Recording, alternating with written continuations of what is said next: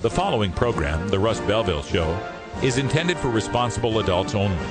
We advocate to the repeal of marijuana prohibition for adults. We discuss the science, culture, and controversy about America's marijuana laws. We do not advocate any illegal activity and encourage all listeners to learn their state and federal marijuana laws. Opinions and claims made by guests and advertisers on The Russ Belville Show are their own, and The Russ Belville Show cannot be held legally responsible for their validity or reliability. Viewer discretion is advised. You take the seed, you plant it, you grow it, you dry it, you roll it, you smoke it. You take a seed, you plant it, you grow it, you dry it, you roll it, you smoke it. Then it goes down smooth. Hey! Spanning the continent to bring you the truth about cannabis and marijuana law reform. I smoke pot and I like it a lot. From the promise of legalization. And I think that we need to rethink and decriminalize our marijuana laws. To the agony of prohibition.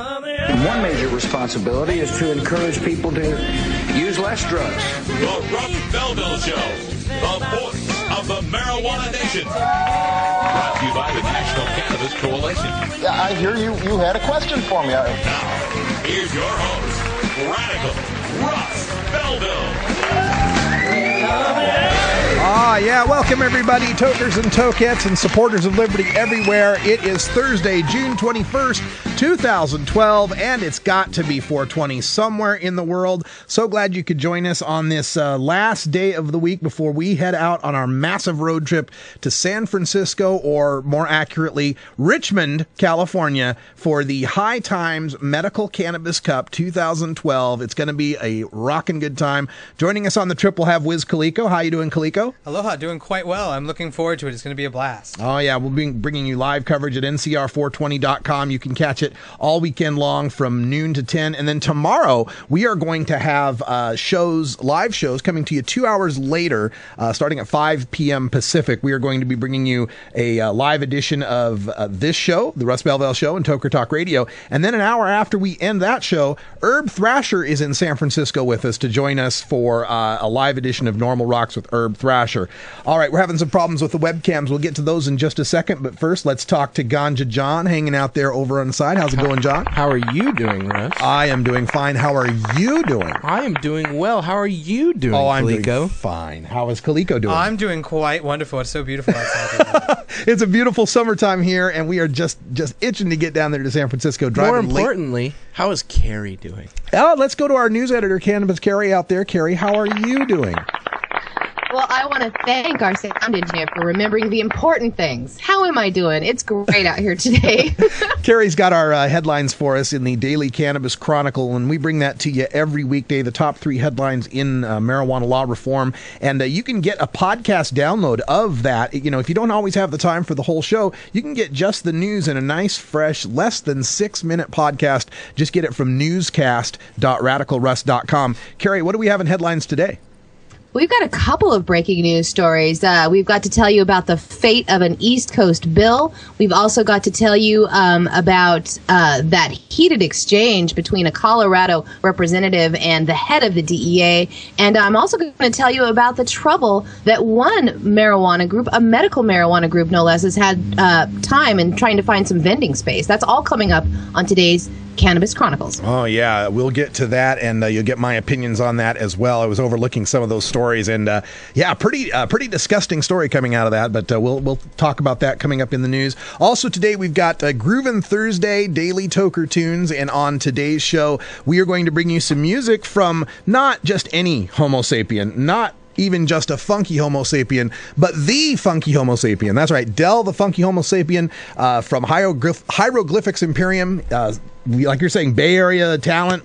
He's gonna be there at the High Times Medical Cannabis Cup. We're gonna play one of his tunes, Funkum, coming up on today's show. So check that out. Funkum. And then at 1:30, we are going to be speaking with Robert Wolf from OMPI, the I-24 initiative to get a constitutional amendment to legalize marijuana in Oregon. We've got some breaking news on that we're going to talk to him about on the signature gathering. And then at the end of the show, 45 after, we're visiting with the guys from the theweedblog.com, one of our partners here in marijuana media, theweedblog.com. will be right here in studio. Plus, we'll take your calls an hour or two at 971-533-7111. You're listening to the Russ Belville Show right here on National Cannabis Radio, NCR420.com. Tell your friends to follow at NCR420 this weekend to get all of the updates from the High Times Medical Cannabis Cup. We'll have videos, we'll have panels, we'll have all sorts of fun, so check it out. We're back right after this, so stick around.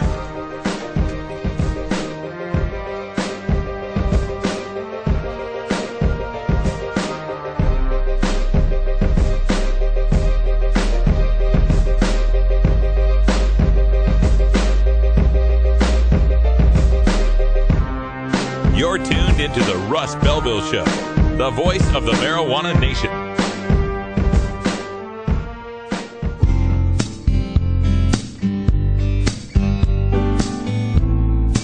Support the Russ Belville Show.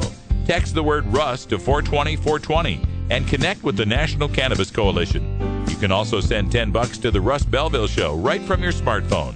That's Russ to 420-420. You're listening to Radical Russ on the Russ Belville Show.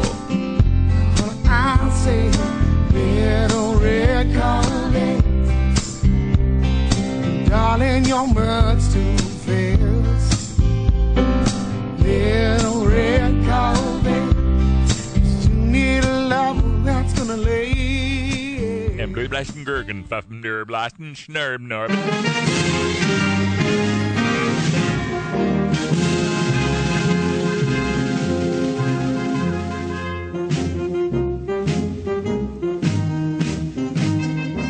Help us legalize it.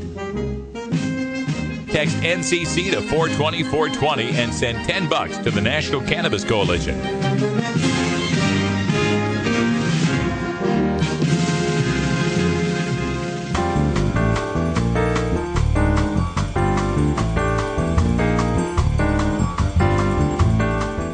Medical marijuana, industrial hemp, ganja sacrament, consumer cannabis.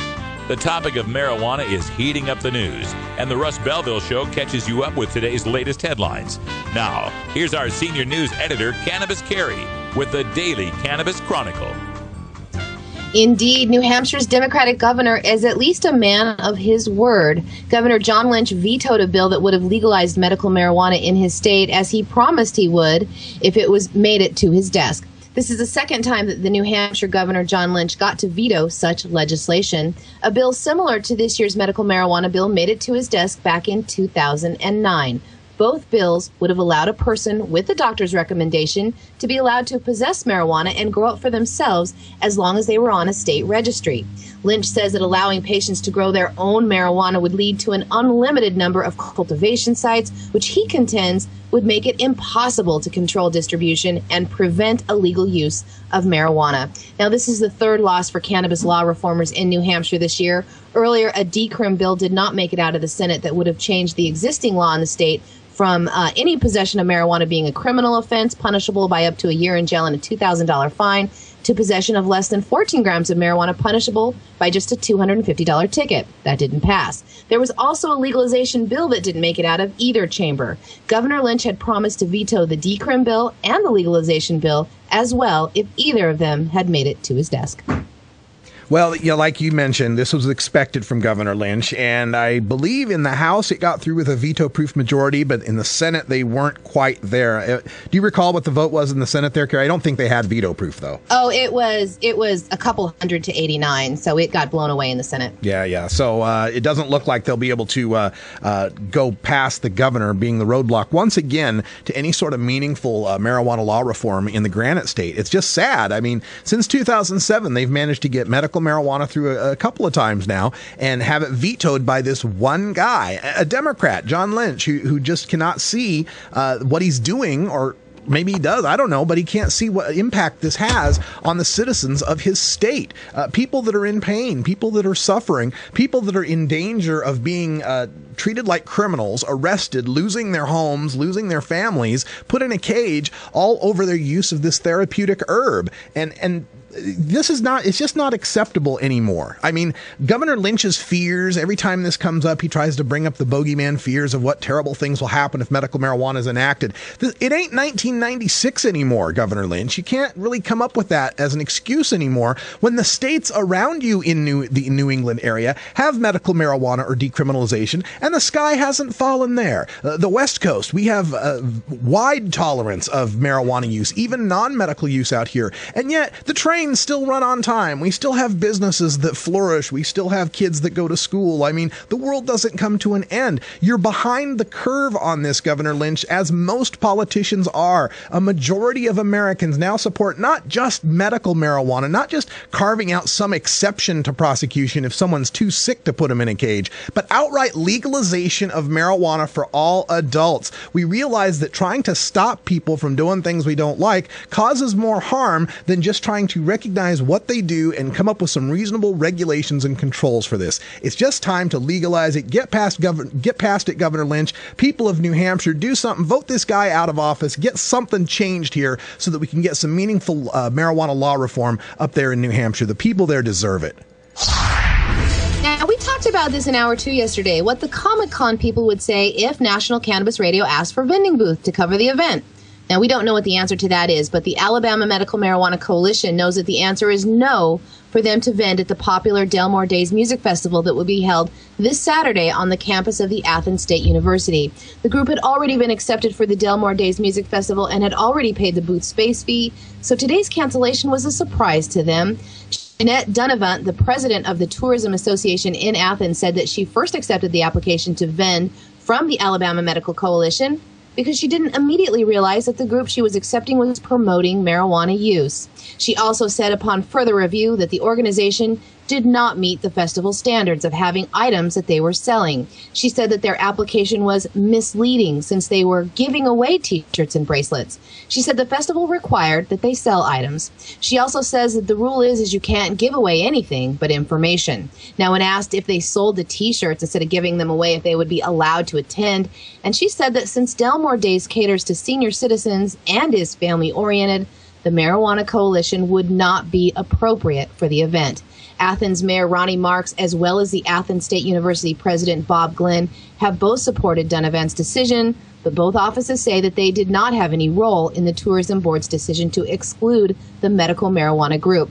The Alabama Medical Marijuana Coalition has had other trouble getting vending space at events this year. According to their website, they have been turned down for vending space at the Auburn City Fest, the Arab Polk Salad Festival, and the Pell City Hometown Block Party, and the Alabaster City Fest. Yeah, this is once again rank discrimination. I'm sure there's a beer garden there at the Music Fest. I'm sure you'll be able to get some booze in you if you're out there at the Music Fest. I'm sure there'll be people smoking cigarettes out there at the Music Fest, and I'm sure senior citizens and children might see them do it.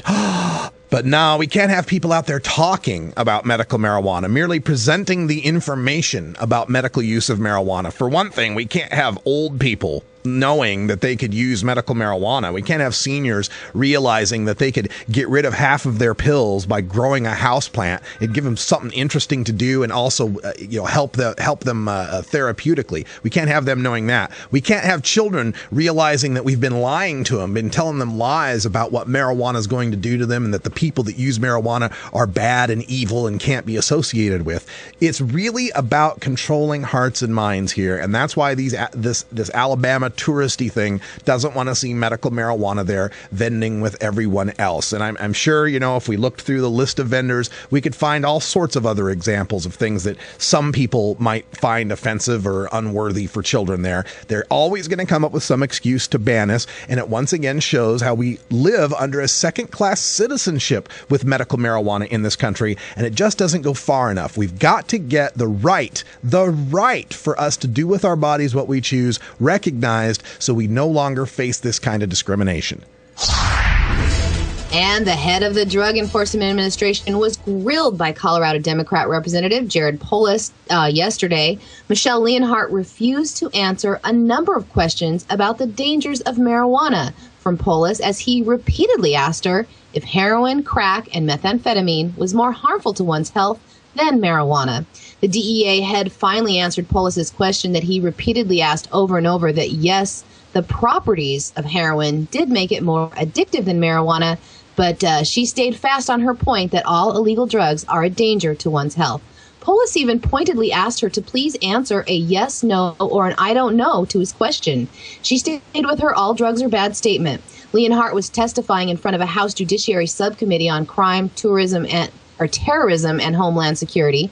The hearing was a standard oversight hearing on the DEA, but with the recent news of the Attorney General Eric Holder being held in contempt over refusing to hand over every document that references Operation Fast and Furious, the meeting was more contentious than normal. Criticism of the Fast and Furious operation, a program that allowed guns to be sold to Mexican gang members in an effort to track them, has been the subject of hearings on the Justice Department since Border Patrol agent Brian Terry was shot with one of the weapons that were purchased under that plan.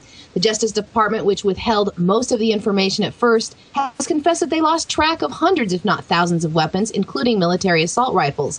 The scandal has reached the Justice Department, the Bureau of Alcohol, Tobacco, and Firearms, the DEA, the FBI, and even the Office of the President, as President Obama claimed executive privilege for the first time to suppress internal documents related to the operation. Leonhardt was also questioned about the DEA's activities in Colombia. The DEA has permanent offices in Colombia, and members are looking into possible misconduct by Colombian-based agents after the Secret Service were found to be visiting prostitutes when they were there. The DEA currently has a budget of $2.02 billion. That's with a B, and that's annually, $2.02 billion, and has nearly 5,000 special agents in employment. I think we do have a piece of her testimony today. Russ, do we have that? Yeah, running it here in the background, and we're going to play the entire testimony in hour 2, but I just wanted to give you a clip of this to wind up our news segment here, to give you an idea what we're up against. This is Representative Jared Polis from Colorado, who's questioning DEA Administrator Michelle Leonhardt. And remember, she's the woman who claimed that the Mexicans being slaughtered was a signpost of success that showed that the drug traffickers were acting like caged animals. And after saying something like that, President Obama nominated her to take the position she'd held since the Bush administration. Check out some of her obfuscation and dodging in this clip. Your top priority, I believe you indicated to us, is abuse of prescription drugs. Is one of the main classifications of prescription drugs painkillers that you're concerned about? That's correct. And are those painkillers addictive? Yes, they are. Very addictive. Are those painkillers more addictive than marijuana? All illegal drugs are in Schedule 1 are addictive. Well, again, this is a health-based question, and I know you're obviously you have a law enforcement background, but I'm sure you're also familiar, given your position, with the science of the matter. And I'm asking, again, clearly your agency has established abuse of prescription drugs as the top priority. Is that therefore an indication that prescription drugs are more addictive than marijuana? All illegal drugs are addictive. Okay, your agency has established abuse of prescription drugs as its top priority. You've indicated as much to us. Does that mean that abuse of prescription drugs is a greater threat to the public health than marijuana? Because it's an emerging threat, because people are turning to prescription drugs faster than any other drug, that is why we prioritize it. Well, in many states, including my home state of Colorado, we have a legalized and regulated regime of medical marijuana, and we have found some great degree of success in combating the abuse of prescription drugs by making sure that patients have access to medical marijuana, which the science indicates, and I would certainly encourage you to look at the science, is less addictive and less harmful to human health than some of the narcotic prescription drugs that are abused, and also when they're used on label, they can be very harmful to health as well. Would your agency consider supporting medical marijuana provisions when that can be used in pursuit of your top priority, which is reducing abuse of prescription drugs? If it can be documented that the use of medical marijuana helps reduce the abuse of prescription drugs, is that something you're willing to pursue? Well, Congress has determined that marijuana is a controlled substance, and DEA is tasked with enforcing. Yeah, but you mentioned law. Priorities, though, and you said top priority, reducing abuse of prescription drugs. one tactic to do that would be use of medical marijuana. And I wanted to make sure, again, top priority, in pursuit of your top priority, are you willing to look at the use of medical marijuana? It's 420 back in Idaho, where Russ and Carrie were born. So we have to go connect with our roots. You know what I mean? Please support these sponsors who support the Russ Belville Show. Oh, yeah. We just don't know. Prescription drugs, heroin, meth, coke, marijuana. We just don't know. We don't know which one's more harmful. I'm the head of the DEA, and I just don't know. Don't know. But they're just all bad. They're all illegal. We just got to ban them all. They're all bad. Be right back with Groovin' Thursday. Del, the funky Homo sapien, is next. The law offices of Omar Figueroa would like to remind you to stand up for your rights. Please do not give up your precious liberties. There's nothing wrong with standing up for our constitutional rights, and in fact, it's the only way to honor the Constitution that recognizes our natural rights. Treat law enforcement with respect and respect the Constitution by standing up for your rights. If you are detained or arrested, stand up for your rights by repeating, "I respectfully invoke all my legal and constitutional rights. I do not consent to any search and seizure. I want to remain silent, and I want to speak to my attorney, Omar Figueroa." Omar Figueroa has more than a decade of experience in federal and California courts and graduated from Yale University, Stanford Law School, and Trial Lawyers College. Please contact the law offices of Omar Figueroa at 415-489-0420 or 707-829-0215. Or on the web at www.omarfigueroa.com.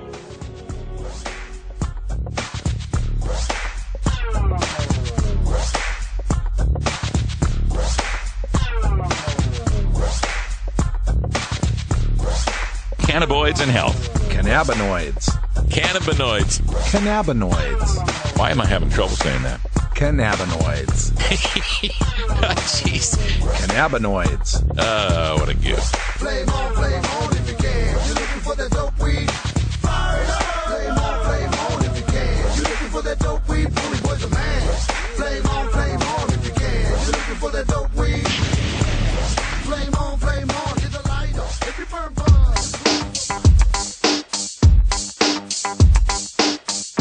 Everyone knows music and marijuana go together, so let's wind up our 20 after break with the Russ Belville Show's Daily Toker Tunes, the best in pod-safe 420 music from around the web. Today is Groovin' Thursday, featuring rap, hip-hop, soul, and funk music. You can get downloads and more information about all our Daily Toker Tunes by visiting music.radicalruss.com. Now, sit back and enjoy your Daily Toker Tune. All right, we are so looking forward to getting down to the San Francisco High Times Medical Cannabis Cup, and the performer in this next song is going to be there performing. Is it Saturday night, guys? I think it's Saturday night that's happening. I believe so. Yeah. Del, the funky Homo sapien from Hieroglyphics Imperium.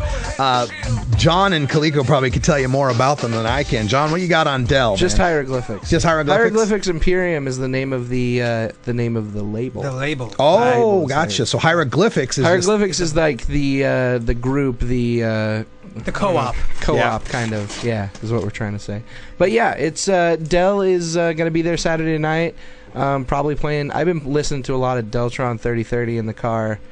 Just to get ready for it. Yeah. Del's from Oakland, California. He's actually the cousin of Ice Cube. Yeah, you were telling me that the other day. That's how he got to start rapping. So. Mm-hmm. And, of course, people may know his voice from the Gorillaz tracks that he did. Any other groups that he's performed with that we... Oh, he's been all over. He guests on everything. If you know hip-hop, you know Del the Funky Homo absolutely. for sure. All right, well, let's just get right to it, because it's time for some Groovin' Thursday. This is Del, the funky Homo sapien, with Funkum, baby.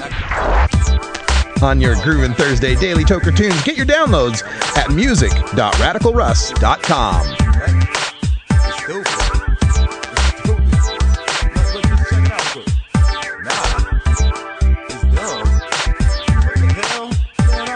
I'm looking at the clock on the wall, and the time's not pausing or stopping at all.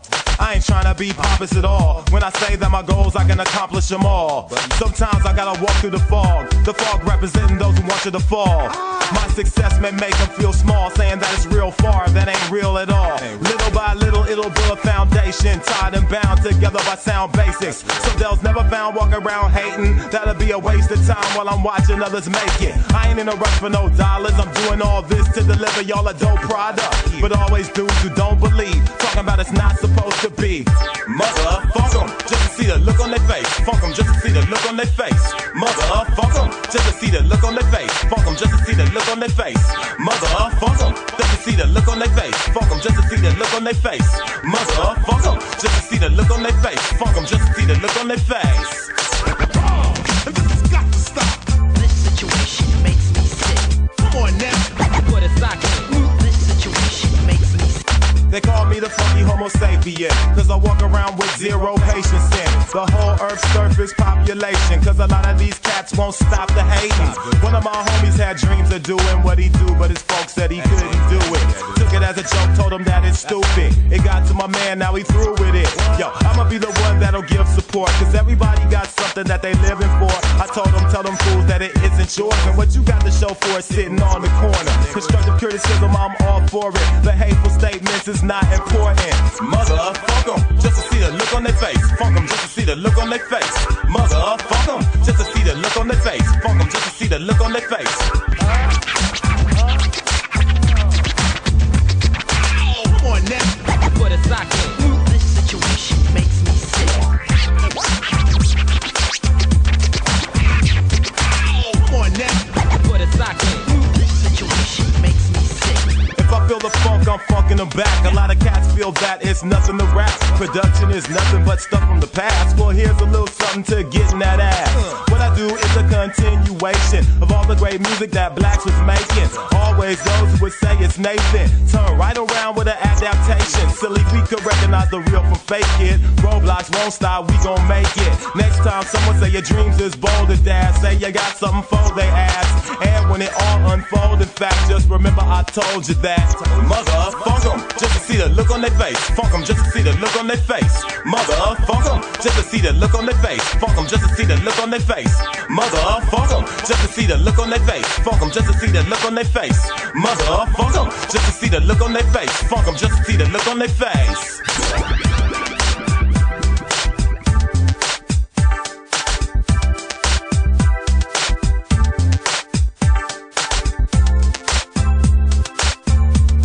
Get this, get this, get this, get this. Where'd this come from? Where'd this come from, huh? Where'd this come from?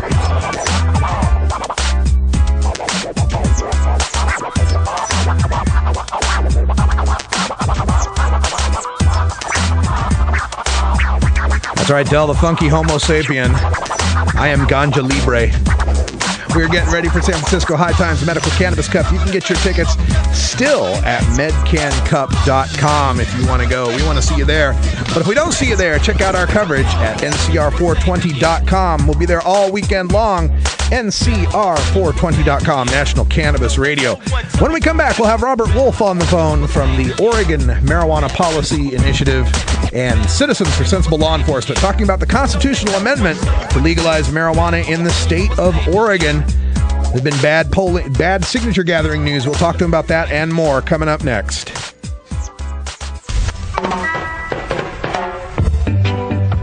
As High Times Senior Cultivation Editor, I'm often called into the field and asked to sample or even identify exotic strains of marijuana in their natural habitat.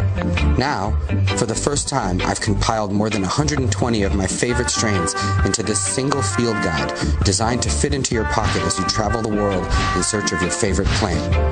From a friend's closet grow room to the wilds of Northern California, this single guide covers all of today's best-known strains, plus heirlooms and throwbacks, including High Times quality photos and information on each variety's genetic heritage and growing characteristics, plus my personal notes on aroma, flavor, and potency. So this is Danny Danko, author of the official High Times Field Guide to Marijuana Strains, wishing you good times and great ganja. The official High Times Field Guide to Marijuana Strains is available at hightimes.com and finer bookstores.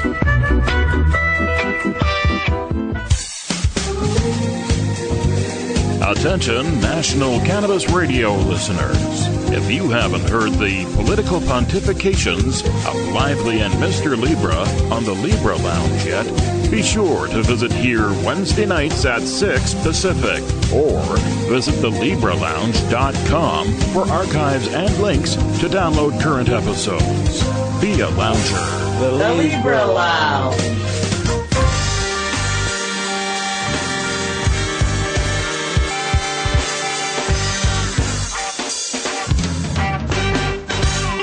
Activism begins with ACT.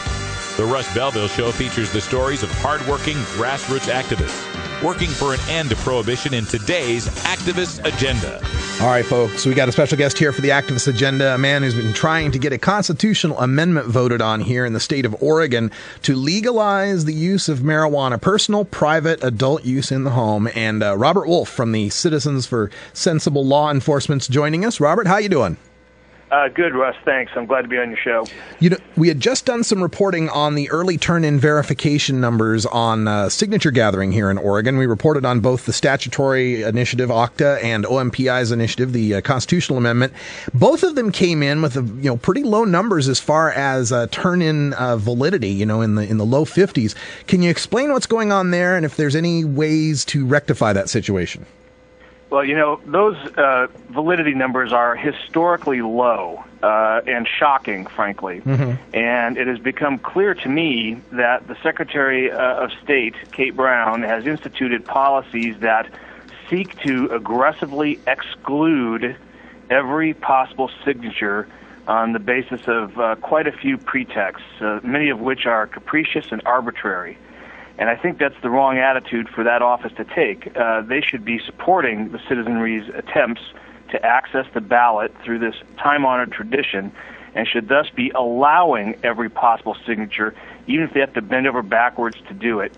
I think that it displays an attitude of contempt for the voters and the signers of these petitions, and frankly, it's got me pretty hot under the collar. Mm-hmm. So it's your contention here that the Secretary of State is applying a stricter scrutiny to your initiative and possibly the other initiatives regarding marijuana than they do for, say, a tax thing or a casino thing or some other initiative? Well, I'm not going to say that. I think that they're probably applying their formula evenly to all the initiatives, but their policies are making it much, much harder for average people to access the political process this way. Mm-hmm. They're out there changing their own internal rules, not the laws, but their own rules that they set, so that they can disqualify more and more signatures every year. And I think that's unreasonable. It's anti-democratic. No way for the Democratic Party of Oregon to behave, and Kate Brown of the Secretary of State's office is supposedly a Democrat. Mm-hmm. Now, there are some challenges that we can mount. I'm currently investigating what kind of legal action we can take to get a judge to agree with us and help us make the ballot. Some of the signatures, for example, were disqualified because the voter had moved within the same county and thus was automatically made inactive and thus ineligible to sign a petition. Well, that's a recent rule change. In the past, if they had moved within the same county, then they were allowed to still sign petitions and still vote with their ballot. They weren't automatically removed from the rolls of active voters. So let me get this straight on this, Robert. Sorry to interrupt you, but in 2010, when we had the Measure 74 that made the ballot, that kind of rule wasn't in place. If you moved, you could still get your signature in. I believe 2010 is when they implemented this new rule. As a matter of fact. Okay. So it was in effect for that cycle and this cycle, but I wasn't.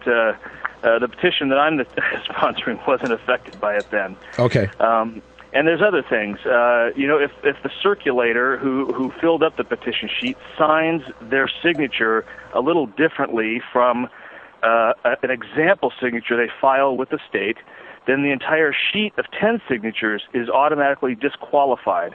And for a minor clerical error on behalf of, what is essentially a young minimum wage worker to disenfranchise 10 voters at a time who signed a petition, I find that outrageous. But if this rule was in effect in 2010, though, and this other rule was in effect in 2010, and the Measure 74 was able to make the ballot, what differences happened? I mean, is it just that we had two initiatives at the same time, or was there a difference in how we're gathering signatures? Well, I don't think it's a difference in how we're gathering signatures. I do believe that the rules have been evolving and changing and being applied in a stricter way with an eye towards removing as many signatures as possible. Exactly how that has come to be is something we're actually investigating right now. Russ, I'm taking a fairly extraordinary step of organizing a team of lawyers representing various chief petitioners across a spectrum of issues. And it is my plan to wield this team of lawyers against the Secretary of State's office to change the way that they are invalidating these signatures so that everybody has freer and more fair access to the democratic process this way. I believe that if we continue to gather signatures and we can prove to a judge that these disqualifications were capricious and arbitrary and against the voters' interests, that we still have a chance to make the ballot. We're speaking with Robert Wolf, who's the chief petitioner behind the I-24 legalization amendment here in the state of Oregon. And that brings up another question here. Given that we have such a climate here of trying to disqualify voters and signatures, why go for a constitutional amendment that requires so many more valid signatures? Well, that's a good point. And the initial reasoning, Russ, is that we wanted to put the very, very basic question of should adults get into criminal trouble for personal marijuana use in the Constitution so that the legislature couldn't muck about with it. We know from our own past that the legislature will change the laws, and if Republicans, for example, were ever in charge, we could not count on them to preserve, that right, even if voters approved it. So we just wanted to put it out of reach of legislative shenanigans. And historically, we were planning on 65% validity, which historically is the lowest validity petitions ever came up with in the past. And if we had gotten that very low, historically low validity rate, we'd be on the ballot because we have enough signatures to qualify at that level of validity. However, we have reached a new historical low validity because of the policies and practices of this Secretary of State's election division. That's what I'm objecting to. By all history we know, we should have qualified for the ballot with the number of signatures that we have on hand, and we didn't, and that's a problem. All right, so as far as the signature validation goes, of course, there's all sorts of things in it that I've always kind of found anti-democratic. The idea that one bad signature can spoil 10 seems kind of undemocratic. The idea that we're only polling a statistical sample of some of the signatures seems to me something that now in the electronic age we should be able to rectify, to be able to actually count all votes in it. I mean, we don't determine the president by sampling, let's just take 1,000 of the votes that we found nationwide and figure out how it turned out. We count all the votes. So, there's the old electoral college, but I hear you. Yeah. The statistical sampling, the lawyers tell me, is fixed in law and is unlikely to change. And the highest courts in the land have said that's okay to do. But that does make it a matter of luck of the draw. One of the policies that I find very obnoxious is if they find one duplicate signature, they disqualify 400 additional signatures. So we had 33 duplicates in our sample, and that means they disqualified over 13,000 signatures total for us based on duplicates. That's luck of the draw. We don't go for duplicate signatures. We warn signers to not sign twice. But if they had chosen a couple of other sheets that didn't have duplicates on it, just as a matter of chance, then we would have had 13,000 more signatures make the cut, and that would have been extremely helpful. So, yeah, you're right. There's a lot of ways they go after these signatures, and I think that it should be the opposite. If it's the intent of the voter is clear, that they wanted to sign this petition and have their signature count, the Elections Division should bend over backward to make it count. That's their job, not disqualifying signatures and keeping citizens away from their use of the initiative process. How much of duplicate signatures do you think could be attributed to people thinking, oh, there's two of them out there, I think I signed this one, or maybe I didn't, the whole situation of having two initiatives competing at the same time? Well, I think that the fact that we were gathering for two initiatives at one time in Oregon, and that we weren't really mounting much of a PR campaign to differentiate them in the eyes of the voters, definitely has affected both campaigns. And, it's been my goal and will remain my goal to have a unified industry organization in this state for cannabis issues. And hopefully we will avoid that kind of conflict or problem in the past. I'm not against OCTA. I think OCTA is a great proposal, but I do think that there was some confusion in the minds of the voters, and if by some, at this point, frankly, miracle, we both get on the ballot, we're going to have to work hard to make sure the voters understand the differences between the two, both their strengths and the differences between them. All right, let's talk about miracles and look forward here. The turn-in deadline is July 6th, and just judging from what the Secretary of State has told us are the currently valid signatures, OCTA is needing some 30,000. I think yours was needing some 50 or 60,000 to qualify. You've been collecting signatures since the May 25th when we did the early turn-in. What are we looking forward to as far as this last effort to get some more signatures? Well, we have continued to hire. We have circulators out now.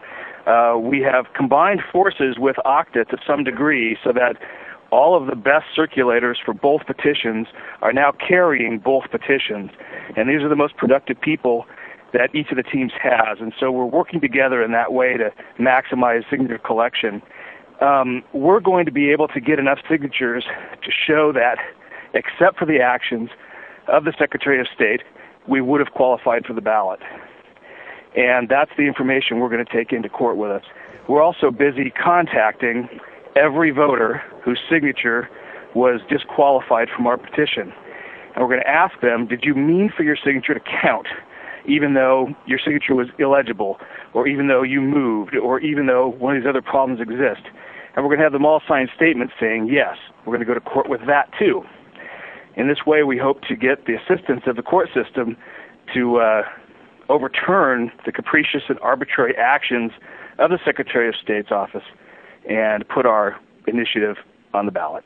Yeah, and so that's, I guess, the outcome we're looking for. But I'm wondering, in the length of how long these court cases and appeals and such take, would there be a ruling in time that would say by November be able to get this on the ballot? Or would the remedy perhaps be to put it on a later ballot? Or would we possibly just end up with some rule changes and have to go through the whole petitioning process again? I think all of those are potential outcomes. Our goal, of course, and what we're going to argue for is that we should be on the November ballot because under historical and normal circumstances, we've collected enough signatures to qualify, and it is only the capricious and arbitrary policies of the Elections Division that resulted in a historically low validity number that has kept us off the ballot, and we hope a judge agrees with our objections to the various ways they invalidate signatures. We have a council that is very experienced and believes we have a very strong, credible challenge to mount here, and so that's what we're going to do. If all things don't work out exactly right, then, yeah, it's going to be very hard for I-24 to make the ballot this year. Will we try again? That's hard to say. A lot of money went into this campaign, and it was the most professionalized and mainstream campaign run to date in Oregon on this issue. Can the funders absorb, that kind of financial hit without making the ballot and then come back to do it again? I don't know. All right. And, you mentioned that this is I-24, OCTA is I-9. That kind of implies to me that there's some other numbers in between. Have you heard from any other chief petitioners of other issues out there that are having the same historically low numbers, or is this just happening to marijuana initiatives? Well, we're going to see that very soon. The two marijuana initiatives were the second and third initiatives to send signatures in for validation. And so we got those results back first. But others have turned in since, and we're eagerly awaiting the results to see just how that plays out. But I have been in contact with all of the chief petitioners of all the measures that are active in this cycle, both conservative and liberal causes. And I am recruiting all of them to come on board this legal effort as co-plaintiffs to challenge the Secretary of State's policies. For me, Russ, we want to make sure citizens have access to the ballot this way. We don't want to seek to exclude them. We want to seek to facilitate them. These rules were all originally put in place in order to combat abuse of the ballot box by anti-tax zealot Bill Sizemore, back some years ago.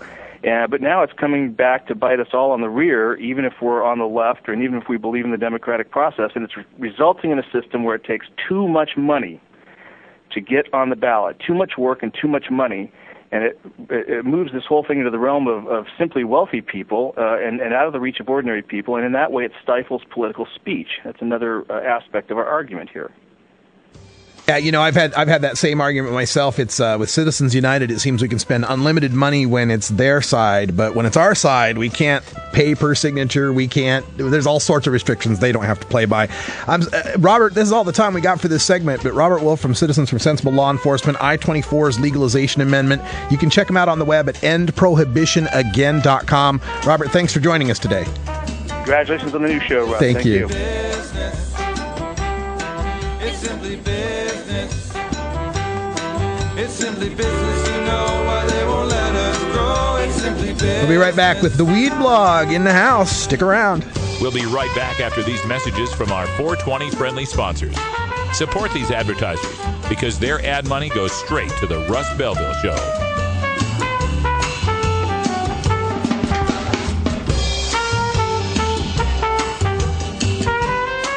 You're tuned into the Russ Belville Show, the voice of the marijuana nation.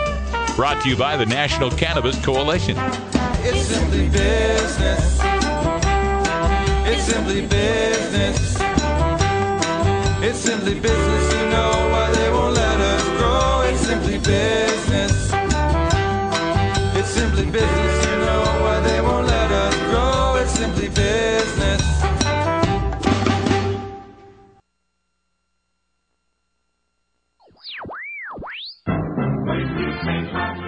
Marijuana and alcohol are the two most popular recreational drugs in America. Marijuana smoking is non-toxic, relatively safe, and has a low risk of dependence. Alcohol drinking is potentially fatal, dangerous to society, and is quite addictive.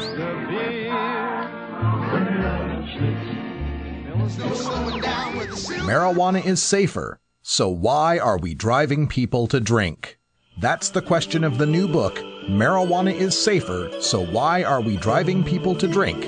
By Paul Armentano, Mason Tvert, and Steve Fox. Visit Amazon.com or ChelseaGreen.com today to order your copy of Marijuana is Safer, or visit MarijuanaIsSafer.com. Are you or is someone you know a marijuana smoker? Have you or is someone in your family been arrested for a marijuana violation? You need to know the truth about pot. NORML, the National Organization for the Reform of Marijuana Laws, is the most comprehensive source of information regarding marijuana and its effects on health, as well as legal issues. NORML even offers a database of lawyers specializing in cannabis in your area. NORML, the nation's largest and most successful marijuana law reform organization, has spent decades gathering the knowledge and science on everything related to cannabis. NORML is the best resource to find out the truth about marijuana, connect with a lawyer in your area, or help find an end to prohibition. Information is available at NORML.org, that's NORML.org, or toll free at 888-67-NORML.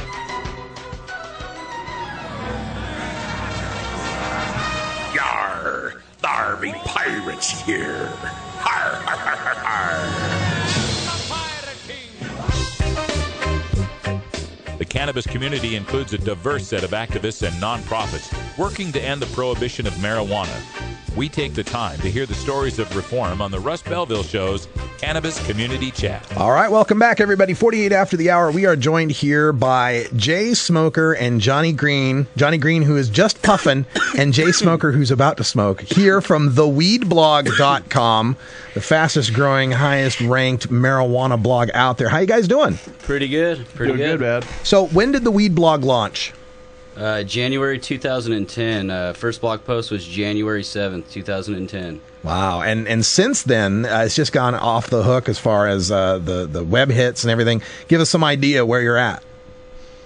Somewhere, it depends on who you follow. Google Analytics, which anyone in the industry knows it's a little bit off. Somewhere around, 3/4 of a million page views a month. Ooh. But other ones we see, when you get a little more accurate totals, we're looking at around 1.5, somewhere in there. It's real hard to tell because you don't want to count things that aren't real, Right. That's always been a problem, when people come to me and they're asking me, well, how many people watch the show? And I'm like, well, live, downloads, podcasts, flash players, hard to tell sometimes, but all right, so still tons and tons of traffic coming over the weedblog.com.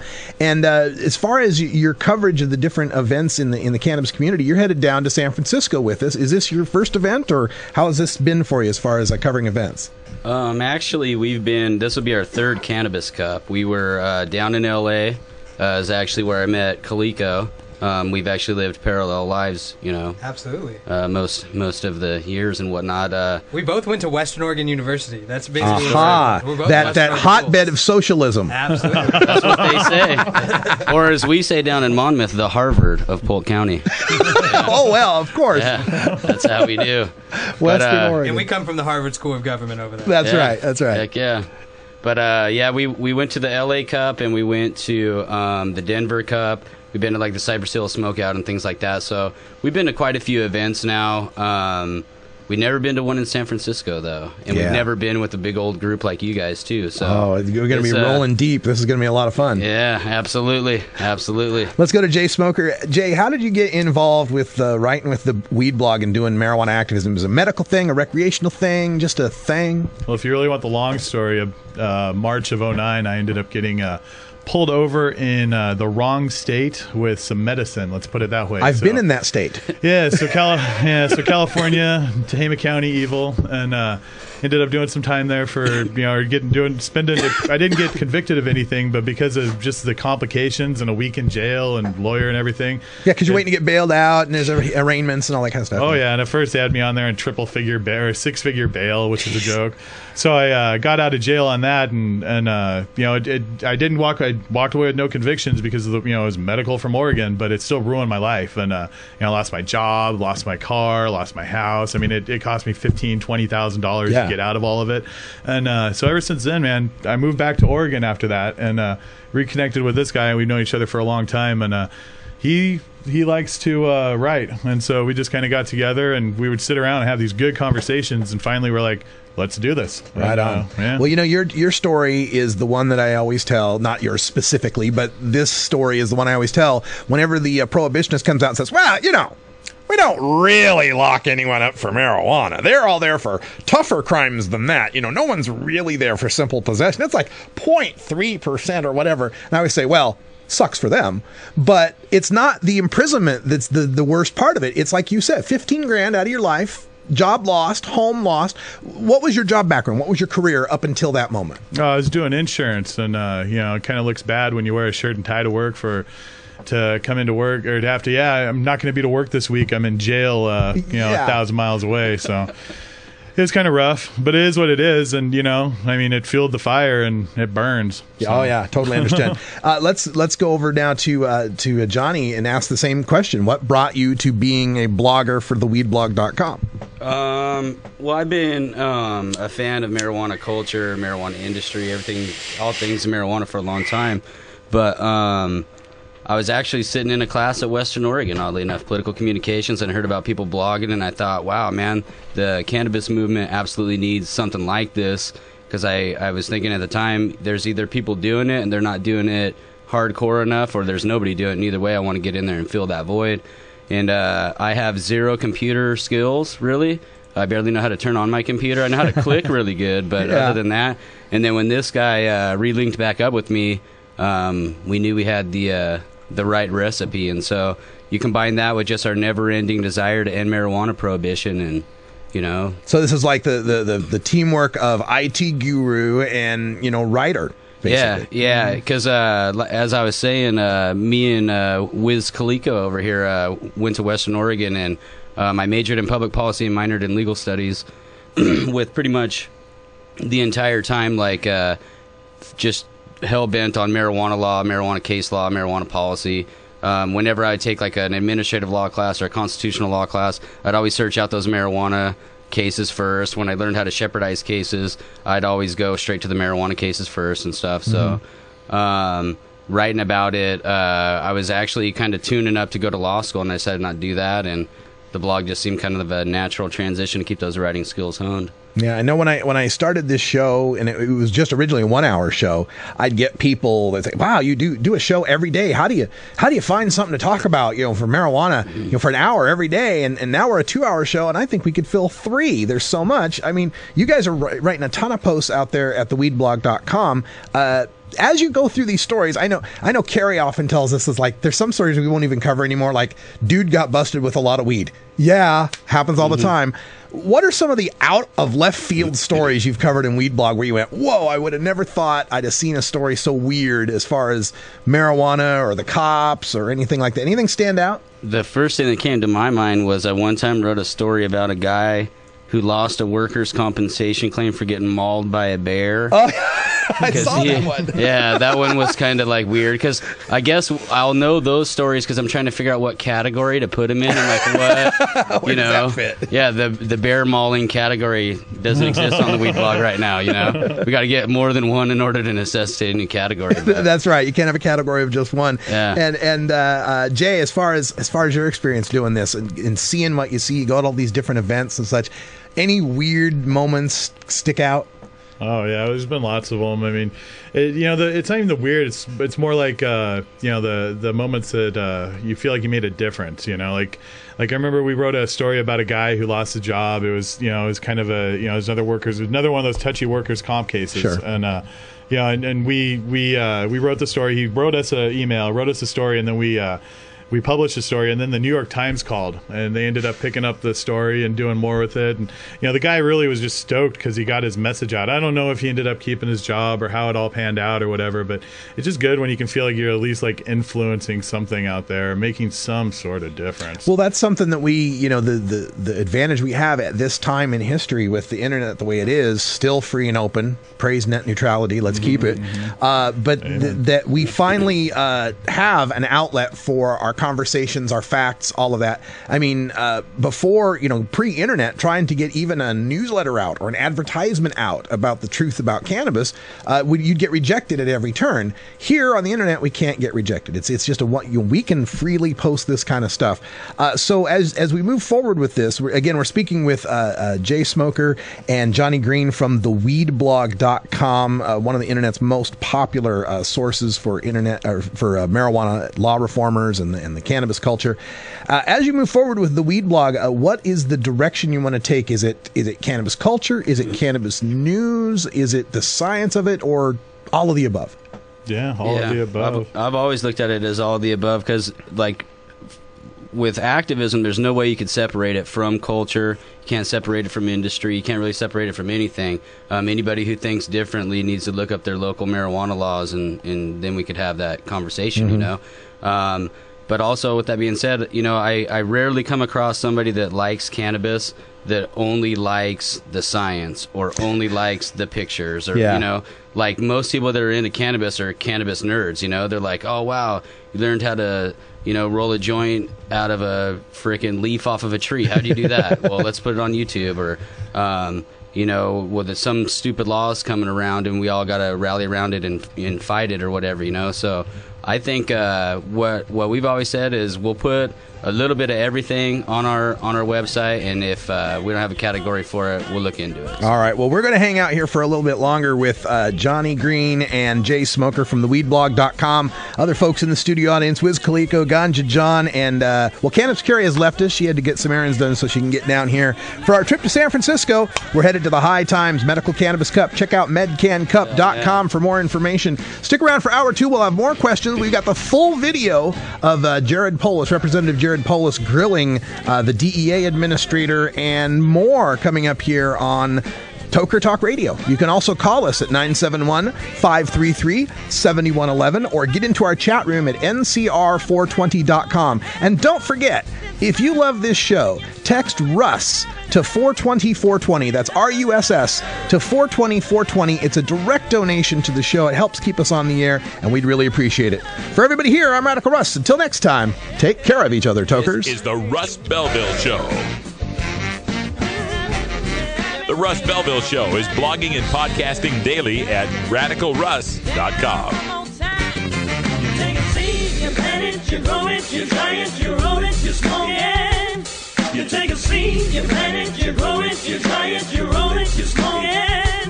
You take a seed, you plant it, you grow it, you dry it, you roll it, you smoke it, and it goes down smooth.